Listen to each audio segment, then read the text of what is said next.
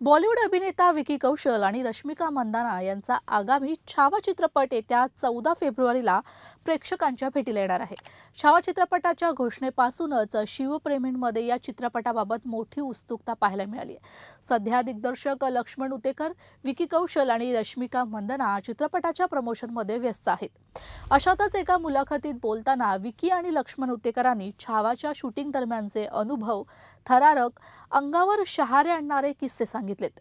मुलाखतीत दिग्दर्शक लक्ष्मण उतेकरांनी छत्रपती संभाजीराजांच्या राज्याभिषेकाचा सोहळ्याचं दृश्य चित्रित करतानाचा सेटवर घडलेला डोळ्यांच्या कडा पाणवणारा प्रसंग सांगितला।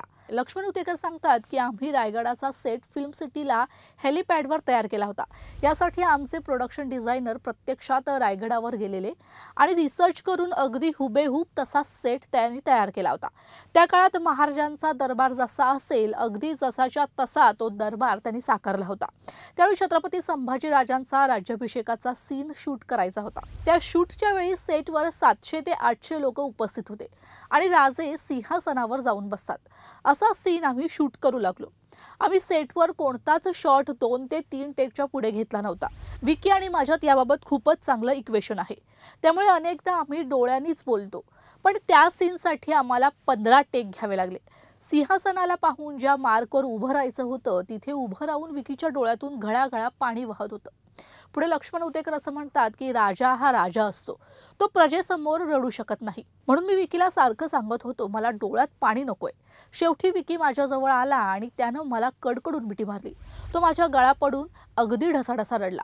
मला म्हणाला, सर मला माहित नाही पण माझ्या डोळ्यातलं पाणीच थांबत नाहीये। मग आम्हाला समजलं तोच दिवस होता ज्या दिवशी छत्रपती संभाजी महाराजांचा राज्याभिषेक झाला होता। त्या दिवशी सेटवरच्या दरबारात असणारे 700 ज्युनियर्स, ॲक्टर्स आणि प्रत्येक क्रू मेंबर रडत होता। मी, विकी, रश्मिका आम्ही सगळेजण रडत होतो।